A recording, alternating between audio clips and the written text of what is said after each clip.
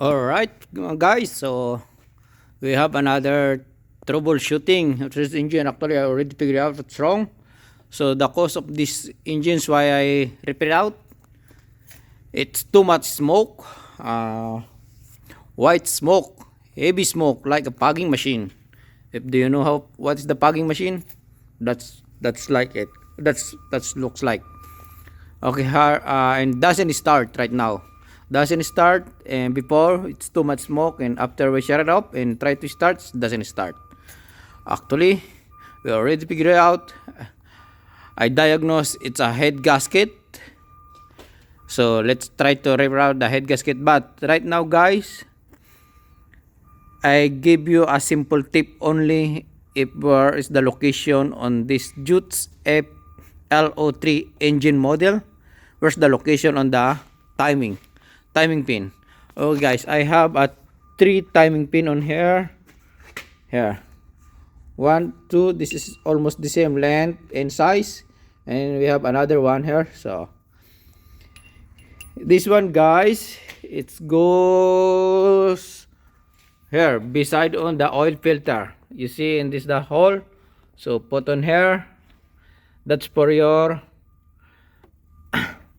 camshaft.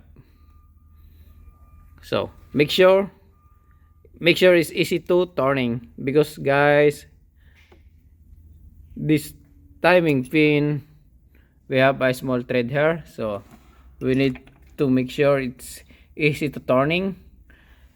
Yeah, that's your camshaft timing. And the other one,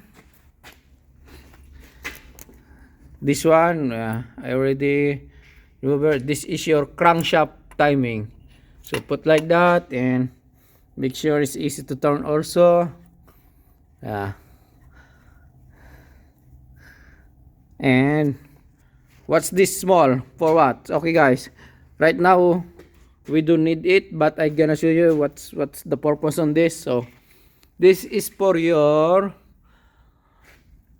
unit pump. So you see this 10mm head bolt, so pull it out and put like this. If you want to change this, yeah, we need a timing pin for this, to replacing on this unit injector each by one by one. So only one timing hole, and you can change both altogether, or one this or one this, anywhere if you want to change it. Just only one timing pin. Okay guys, so what's the purpose on this? To make sure it's not turning on that your motor, and you already fire and you already position number 1. So right now guys, because this is a 3-cylinder only, air cooled, so this is the awkward cylinder. So mostly all the beginner, he didn't know what's the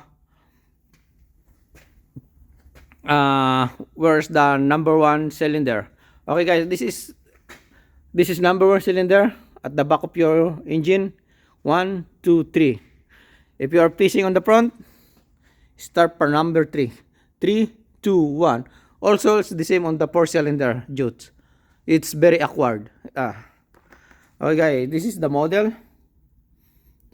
Yeah, so you need these 2 timing pin if you are adjusting the valve, if you need the timing, and you're also replacing this timing belt. You need these 2 big timing for camshaft and crankshaft before you unrip all the timing belt or remove this head bolt or head gasket. Okay guys, so please stand by, or please follow to my channel, and we have a part 2, part 3 on this engine, to make sure you are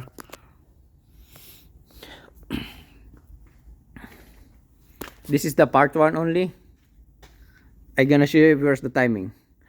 So guys, this one I removed this oil line because we need to put this timing pin is bouncing on this oil like this. So make sure you already align on this pin.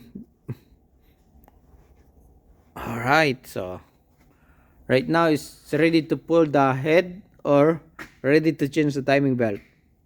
Timing belt is, we don't have a, this is a camshaft gear and this is a crankshaft gear. We don't have a timing just only 2 pin. Okay guys, so we hope you follow for the next part. Thank you so much. Again, this is a D2011 LO3i. Okay, and this is your all spec. Yeah, so fuel rate, displacement, team before top dead center, so 2.5 plus or minus 0.5. Yeah, this is your spec. So valve brush, this is your clearance. So we have inches 0.30, exhaust 0.50. Okay, so everything is on here. Okay guys, and thank you so much.